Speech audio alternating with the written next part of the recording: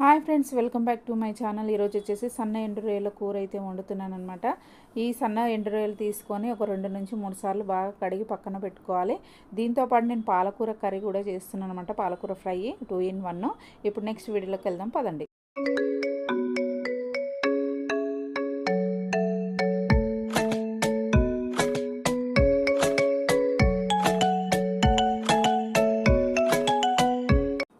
ఎండు రొయ్యల్ని వాటర్లో అయితే నానబెట్టుకోవాలి. ఫస్ట్ సన్న ఇసుక అనేది ఉంటుంది కదా, అదైతే కిందకి వెళ్ళిపోతుంది. 2-3 సార్లు కడిగి అయితే పెట్టుకోవాలి పక్కన. ఇప్పుడు నూనె పోసుకొని పెద్ద సైజు ఆనియన్ అయితే కట్ చేసుకొని ఇట్లా ఫ్రై అయితే చేసుకోవాలి. దాంతోపాటు 4 పచ్చిమిర్చి కూడా వేసుకున్నాను. ఇది మొత్తం బ్రౌన్ కలర్ వచ్చేదాకా అయితే ఆనియన్ ఫ్రై చేసుకోవాలి. దాంతోపాటు నేను కొంచెం కరివేపాకు అయితే వేస్తున్నాను. కరివేపాకుతో పాటు కొంచెం పసుపు కూడా వేసుకోవాలి. వేసుకొని ఒకసారి అయితే కలుపుకుందాము. ఆనియన్ మంచిగా ఫ్రై అవ్వాలి, బ్రౌన్ కలర్ వచ్చేదాకా అయితే ఫ్రై చేసుకోవాలి. చూసారు కదా, ఈ కలర్ వస్తే సరిపోతుంది మనకి. దీంట్లోకి కొద్దిగా అల్లం ఎల్లిగడ్డ పేస్ట్ అయితే వేసుకుందాము. అల్లం ఎల్లిగడ్డ కూడా వేసుకొని మరికొద్దిసేపు అయితే ఒక 2 నిమిషాలు స్మెల్ పోయేంత వరకు అయితే కలుపుకోవాలి.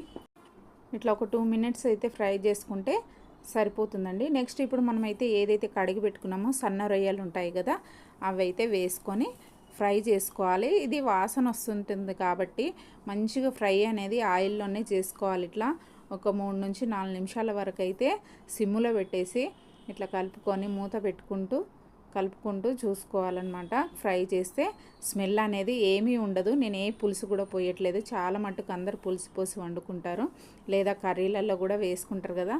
మాకు అట్లా ఇష్టం ఉండదు. ఇట్లా సపరేట్ చేసుకుంటేనే బాగుంటుంది అనమాట. ఇప్పుడు మూత తీసి అయితే చూడండి ఫ్రై అయిపోయింది. ఇప్పుడు తగినంత కారము దాంతోపాటు టమాటాలు, పండు టమాటాలు ఒక 2 నుంచి 3 టమాటాలు అయితే తీసుకోవాలి. పండు వేసుకుంటేనే తొందరగా ఉడుకుతుంది. దాంతోపాటు ఉప్పు కూడా వేసుకుందాం రుచికి సరిపడా. వేసుకొని మరొకసారి అయితే కలుపుకొని మూత పెట్టేసుకుందాము. ఇలా బాగా మిక్స్ చేసుకోవాలి. ఈ టమాటా అనేది మెత్తగా ఉడికిపోవాలన్నమాట ఆవిరిలోనే. ఇప్పుడైతే మూత పెట్టేసుకుందాము. మూత పెట్టుకున్న తర్వాత ఇక్కడ పక్కన నేను పాలకూర అయితే ఫ్రై చేసుకుంటున్నాను అనమాట. పాలకూర కూడా దానికి అయితే ముందుగా ఆయిల్ పోసుకొని పచ్చిమిర్చి కూడా వేసుకుంటున్నాను. పచ్చిమిర్చి వేసుకొని బాగా ఫ్రై అవ్వాలి పచ్చిమిర్చి. ఈలోపు ఒకసారి అయితే మూత తీసి చూద్దాం ఇక్కడ రొయ్యలు ఫ్రై అయ్యిందా లేదా అన్నది. టమాటా కూడా బాగా ఉడకాలి కాబట్టి ఉడికిందా లేదా చూద్దాము. ఈ కర్రీ చపాతీలోకి కానీ రైస్లోకి కానీ జొన్న రొట్టెకైతే ఇంకా చాలా బాగుంటుంది. ఎవరైతే ట్రై చేయని వాళ్ళు ఉంటారో ఒకసారి అయితే ట్రై చేయండి. చాలా సూపర్గా ఉంటుంది. రైస్లోకి కూడా చాలా బాగుంటుంది. ఇట్లా పులుసు పోయకుండా ఇట్లా దగ్గరికి ఫ్రై చేసుకొని తినండి, ఎక్సలెంట్గా ఉంటుంది కర్రీ అయితే. ఇక్కడ పాలకూర కూడా ఒకసారి అయితే చూద్దాము.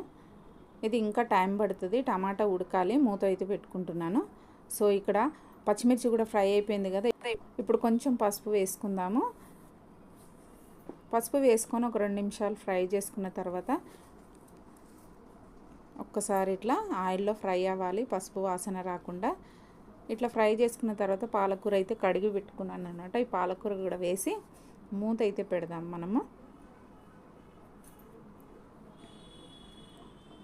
ఇట్లా వేసుకున్న దాన్ని 1-2 నిమిషాలు ఇట్లా కలపడం వల్ల అది దగ్గరికి ఏం అవ్వదు. మూత పెట్టుకొని కలుపుకుంటే తొందరగా కలుపుకోవడానికి వస్తుంది. మూత అయితే పెట్టుకుందాం ఒక 2 నిమిషాలు. ఈలోపు ఇక్కడ కర్రీ అయ్యిందా లేదా అన్నది చూద్దాము. రొయ్యల కూర టమాటా అయితే ఉడికిపోయింది కదా. దీంట్లోకి నేను ధనియాల పొడి, కొంచెం మటన్ మసాలా కూడా వేసుకుంటున్నాను. కొద్దిగా మటన్ మసాలా కూడా వేసుకొని ఒక 2 నిమిషాలు మళ్ళీ కలుపుకొని పొయ్యి మీద ఉంచుకోవాలి. ఇట్లా కలుపుకోవాలన్నమాట. అడగంటకుండా మధ్య మధ్యలో కలుపుకుంటూ ఉండాలి. అంతే, కర్రీ అయితే అయిపోయింది ఇక్కడ ఎండు రొయ్యల కర్రీ. ఇప్పుడు పాలకూరలకు వచ్చేసరికి కొంచెం సాల్ట్ వేయాలి. ఆల్రెడీ పాలకూరలో సాల్ట్ ఉంటుంది కాబట్టి నేనైతే కొద్దిగానే వేసుకున్నాను. ఒకసారి కలుపుకొని ఈ పాలకూరకు కూడా మూత పెట్టేసుకుందాము. ఈ వాటర్ అనేది మొత్తం పోవాలి పాలకూరలో. ఒక 1 డ్రాప్ కూడా ఉండొద్దన్నమాట.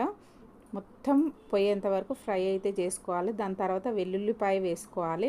ఆనియన్ ఏం వేయొద్దు.